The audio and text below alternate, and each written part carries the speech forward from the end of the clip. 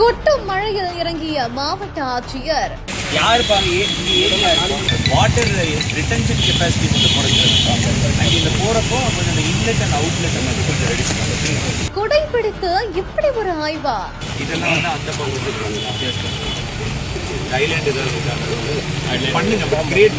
அதிகாரிகளையே பிரமிக்க வைத்த கன்னியாகுமரி கலெக்டர். கன்னியாகுமரி மாவட்டம் நாகர்கோவில் அருகே ஒழுகினசேரி பகுதியில் இருக்கக்கூடிய அவ்வை சண்முக சாலையில் அமைந்திருக்கிற செம்மாங்குளம் 100 ஆண்டுகளுக்கு அப்புறமா தற்பொழுது 6.59 கோடி செலவுல புனரமைத்து அழகுபடுத்தும் திட்டம் நடந்துட்டு வருது.